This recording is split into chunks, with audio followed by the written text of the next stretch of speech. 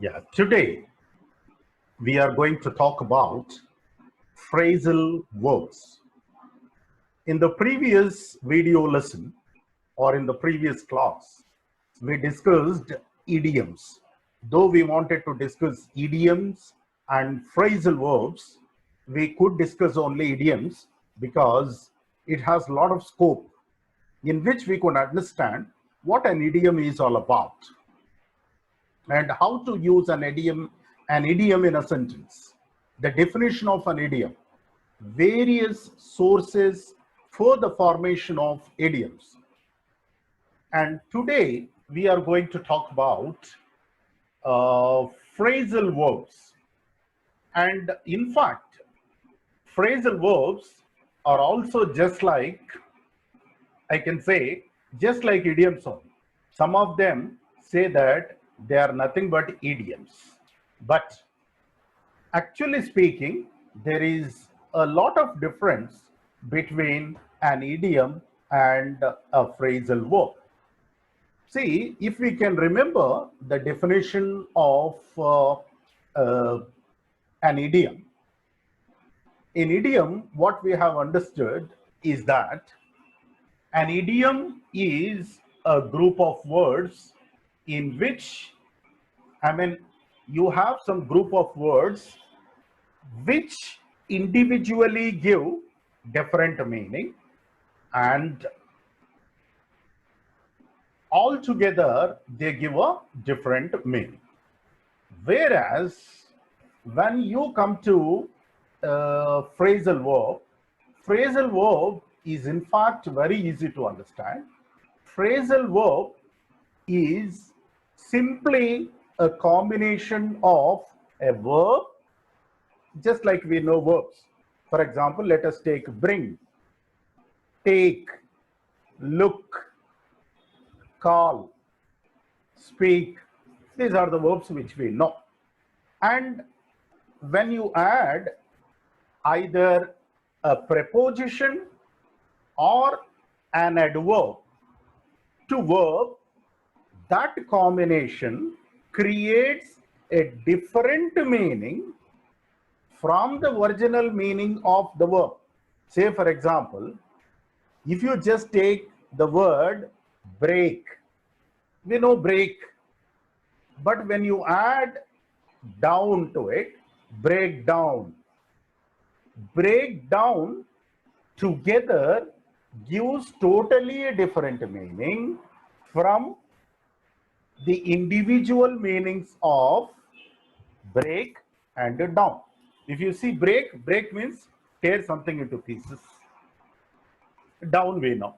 But breakdown means a technical failure.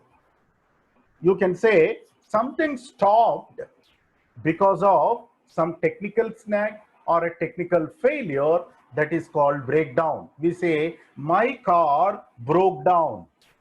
The vehicle suddenly broke down.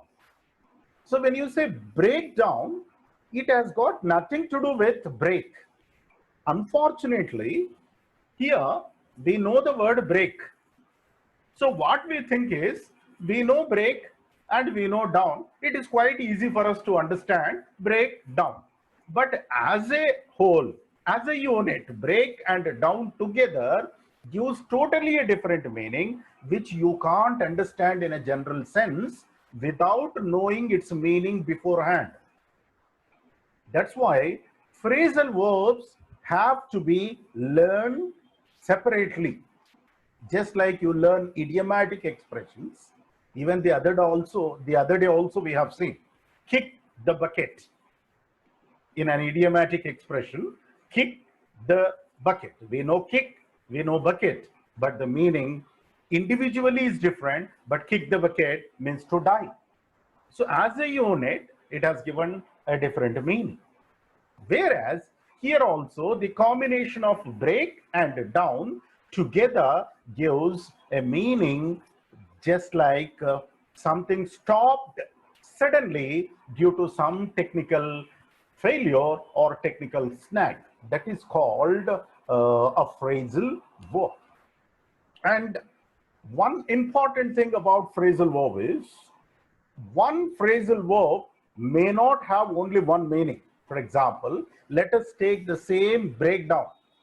At least now we understood that breakdown could have a different meaning from its individual meaning. So we understood the meaning. Breakdown means what? Breakdown means something stopped due to some technical failure. But it also has another meaning. My friend broke down when she heard the bad news.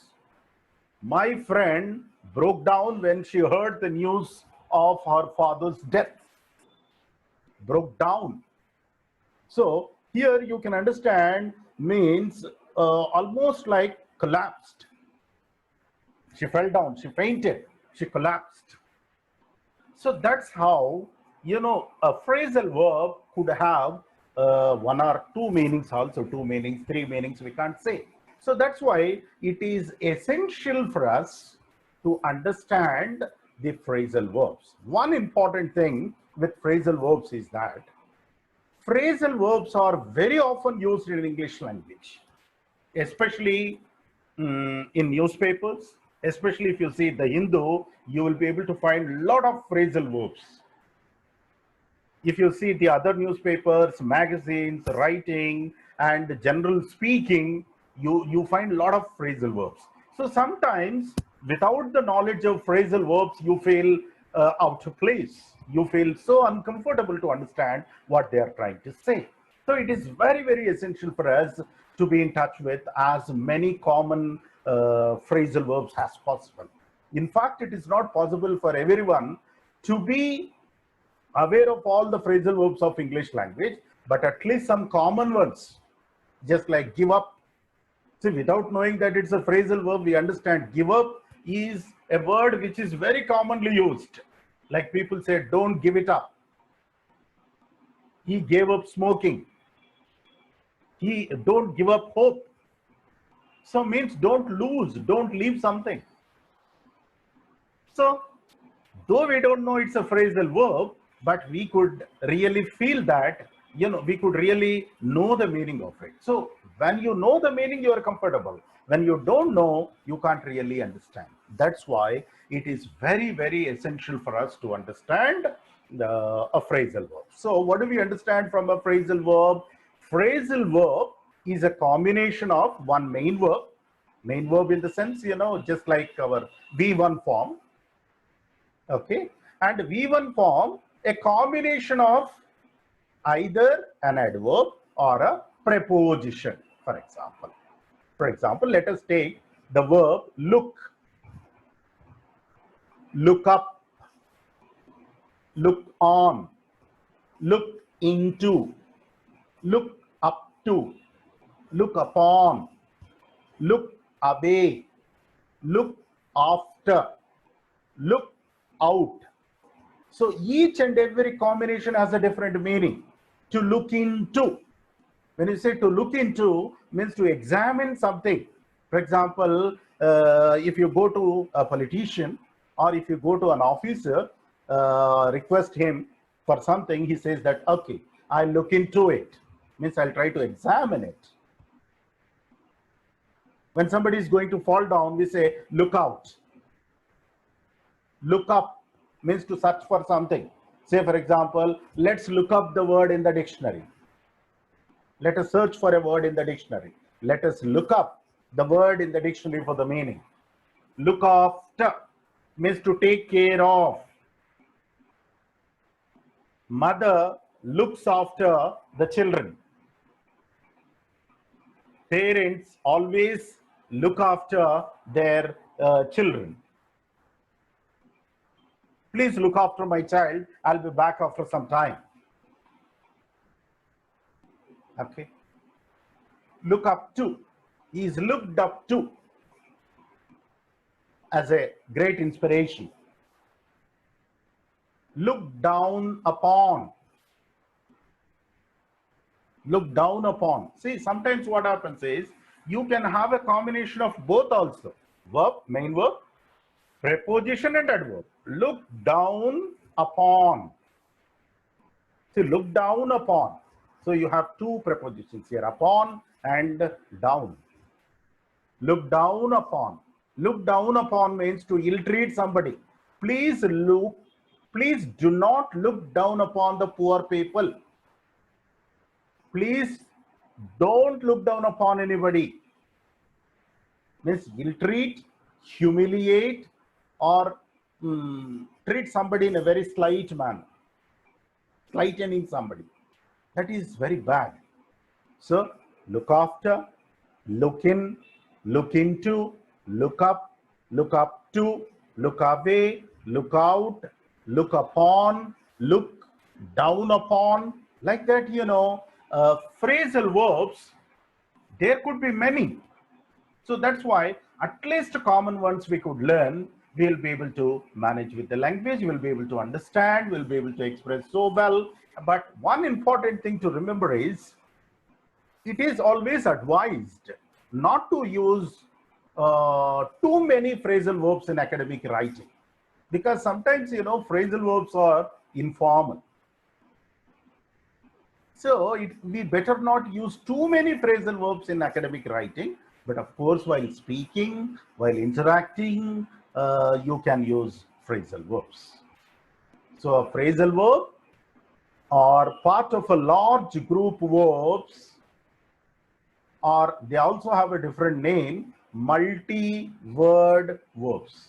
Multi-word means already one verb is there. There is one more word along with that, multi-word verbs. These are known as. Or the preposition or an adverb that follows the verb is also called particle. What is it called? Particle.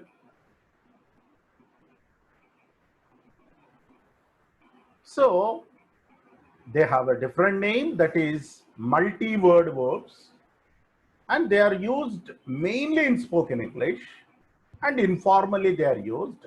But coming to academic writing, formal writing, we try to avoid, I can say, phrasal verbs. This is very important. See, sometimes instead of using a word postpone, if you use put off, it is very informal to use put off.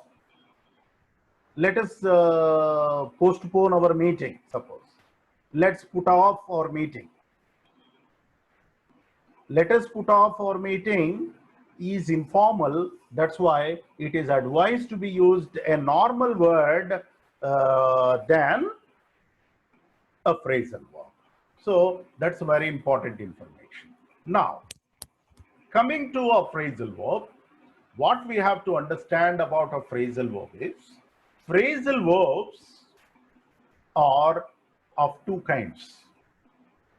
These phrasal verbs are transitive and intransitive. I think already we discussed, we understood what is transitive, what is intransitive while we discussed active voice and passive voice. So a transitive verb is the one which requires an object. An intransitive verb is the one which does not require an object. So it conveys its meaning without the requirement or the support of an object. For example, she cried. He moved. She came. Where there is no need for any object. But when you say I told, what did you tell? You need an object. I told the secret. She taught, what did she teach? She taught a poem. He explained grammar. So certain verbs require objects. So when you use object, what happens is, it is called a transitive verb. When a verb which you are using does not require an object, such kind of verbs are known as intransitive. Similarly, in the phrasal verbs also, we have transitive verbs, transitive phrasal verbs, intransitive phrasal verbs. What do you mean by transitive phrasal verbs? Transitive phrasal verb is the one which requires or which needs an object in order to be used. Say, for example, I made up the story. When you say I made up, what did you make up? I made up the excuse. I made up the story. So after this phrasal verb made up, you need an object. That's why you have used the object and excuse. Whereas for certain phrasal verbs, for example, previously we discussed my car broke down. When you said my car broke down, you don't require an object at all there.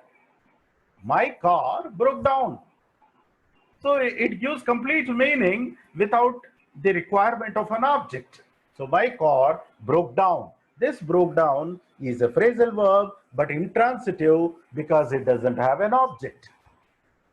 Whereas I will look into the matter.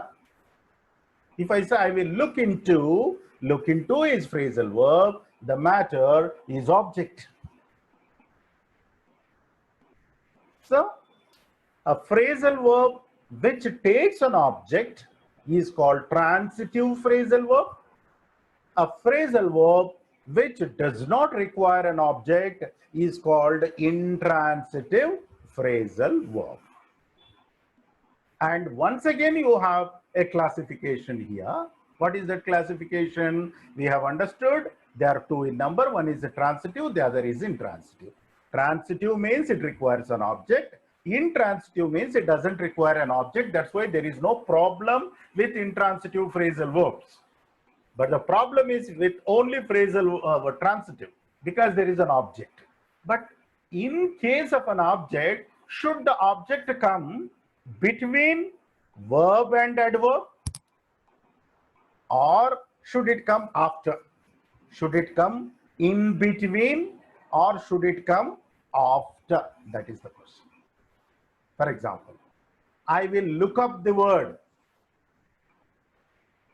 I will look up the word, or I will.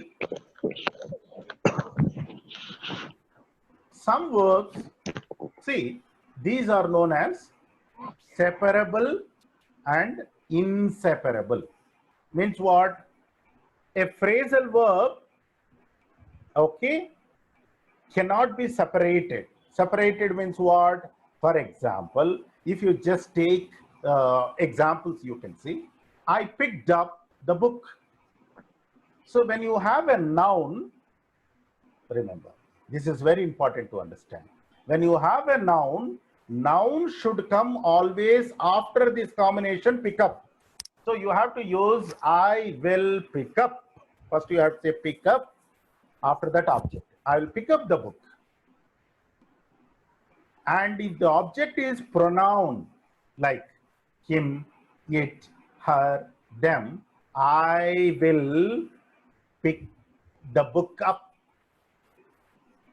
or I will pick it up. You can say I will pick it up. You can say I will pick up the book because it is noun. Noun should be always in the object place. Inseparable phrasal verb. You have not separated pick up. I picked up. You have not separated. I picked up the book. Whereas in the second example, I picked it up. I picked it up.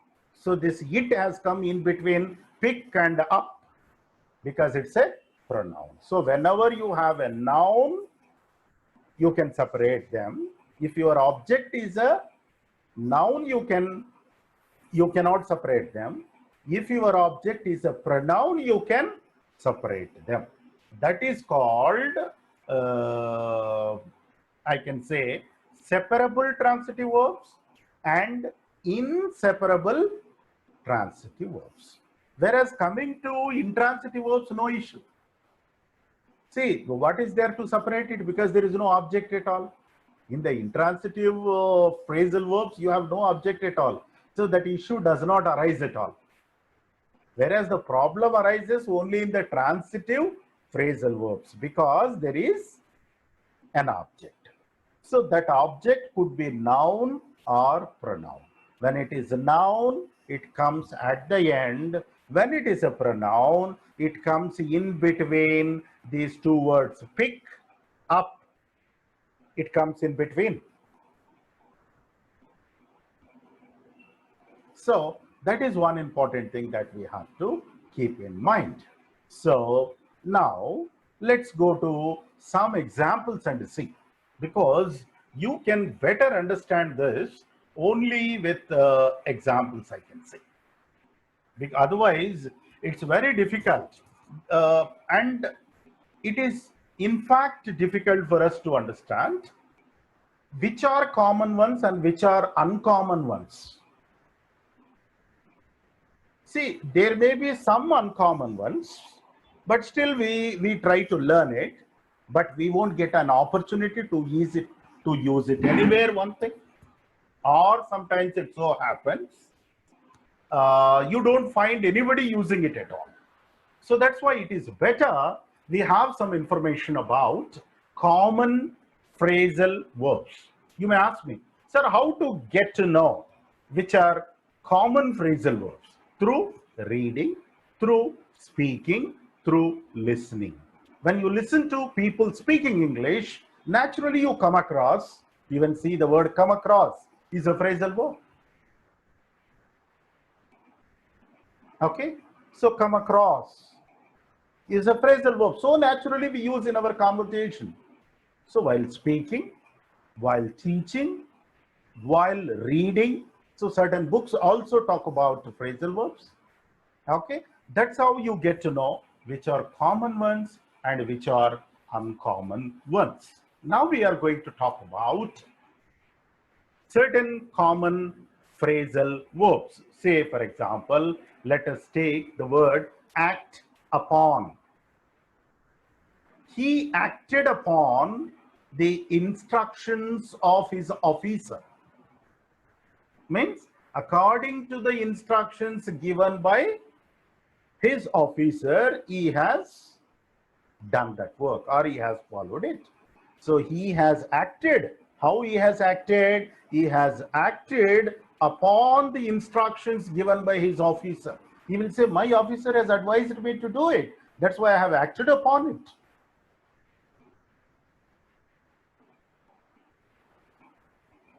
Ask for means ask to see or speak to someone or request. He asked for you. He asked after you. Means he in fact inquired about you, how you are, how's your health. So ask for. And generally we say this word we find, back out. Back out means to withdraw. Please don't back out in life. So don't withdraw from anything. It's very, very essential to withstand and to fight it out. So back out means to withdraw from a promise, from an agreement. That is called to back out. So bear with, we generally use this word bear with. Like we say, please bear with me, means to tolerate. I can't bear with that situation at all. I could not bear with that. Means I could not tolerate it. Similarly, you can just see, I told you, coming to break, if you see, in break, of course, commonly we say break out. The fire broke out means when something happens suddenly, we say break out. The fire suddenly broke out. The revolution has broken out. Of course, breakdown, we have discussed. Break into. So he has broken into the house. Break into. So that's how break out and break up. Of course, it is very, very common these days. Break up, pretty well. They have a breakup. See, they could be used as nouns also. Breakup is noun also.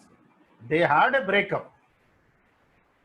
And these phrasal verbs can also have V1, V2, V3 forms and VS forms just like main verbs. For example, break up, broke up, broken up, breaks up, breaking up. So all the forms they can have.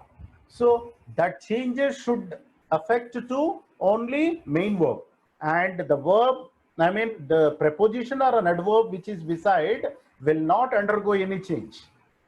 Break only will undergo change, up will remain like that only. Say for example, when you say break up, breaks up, broke up, broken up, and breaking up. So that's how you can, of course, do that. So very important thing to understand, phrasal verbs can have different verb forms. They can also be used as nouns, okay, and they can be used as transitives and intransitives. And the common ones we should understand, say for example, bring about, happen. How did it bring about? How did it happen? Bring out. Bring out means to publish. I brought out a book. Recently he has brought out a novel. A novel means published.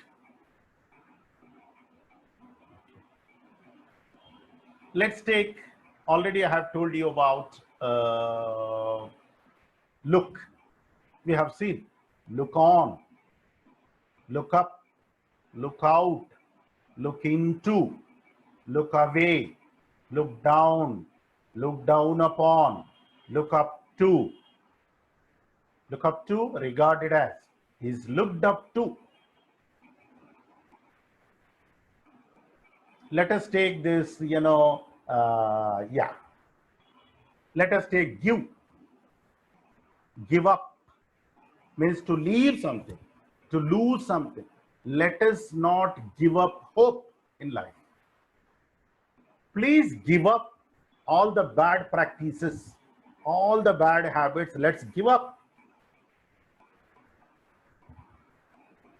Give away means to distribute. The chief guest has given away the prizes to the winners, certificates to the doctorates. To distribute, give away. Give in means to surrender. The enemy at last gave in means surrendered. So like this, let us take call. If you take call up, Call up means to telephone somebody, to call somebody. Call on or call upon means to request somebody or to appeal to somebody. Say for example, let me call upon you. May I call upon you to come onto the chair, please? Means to call upon means to request somebody. Call on means a formal visit. The president called on or the prime minister called on the president. Formally he visited. Call on means to visit formally. Similarly, call off. Call off means to cancel something or to I can say to cancel. They called off the strike means they cancelled. Call up, call out, say something loudly. Call for means to demand. This calls for an explanation. This calls for an explanation. So similarly, let me just tell you some more common ones. Carry on. Carry on means to proceed. We know pretty well. Clear off. Let us clear off the pending files. Means let us just clear them. Clear off. Or to remove. Let us clear off all the files from the table. Come across. I told you just now. Come across means to meet somebody by chance. Similarly, come up. Come up means when the matter comes up for discussion, when it arises, come up. Similarly, of course, let us take one more. Do away with, common one. Do away with means to, I can say, to discard. Let us do away with these rules. Let us do away with this formal kind of syllabus.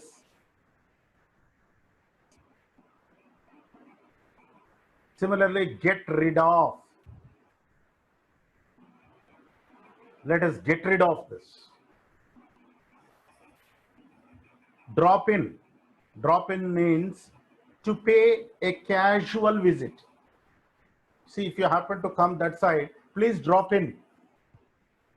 Please just come visit me. Similarly, fall. Fall through, fall out, fall off. Fall off means decrease. Fall through, fail. Fall out, quarrel. Okay. Flare up, you know. It will flare up, means it will increase the matter. This will flare up the issue further. Gear up, to prepare something for increased. Let's gear up. Let's gear up. Means let's be ready. Similarly, get, if you take get up, get on, get away, get after, get around, get into. Get up means to wake up. When do you get up? Get around, to move freely. Get on, just to progress. Get along, even to manage and to progress. Get away, to escape. Okay, like this, you know, we have, I can say, so many of this kind. Say, for example, get over. Get over means to recover. When somebody is going to recover, we say that he is going to get over very soon.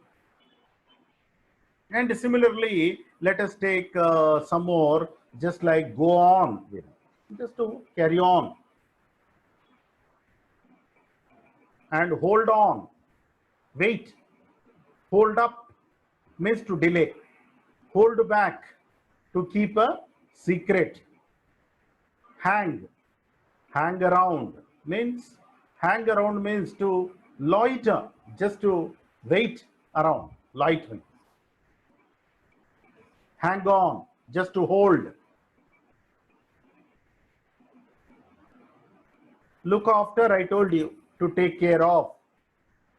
Okay, so like this, you know, let us see put. If you see put on means to wear off, to wear. Let's put on a new dress. He put on a new dress. Put off, to remove. Put on, to wear. Like that. Put out means to extinguish. The fire which broke out suddenly was put out by the fire department. So like this, you know, there are so many, I can say this way. If you take, you know, even so many other phrasal verbs are there of this kind. We can, of course, there is no limit to this, I can say, but just keep, you know, updating yourself with phrasal verbs.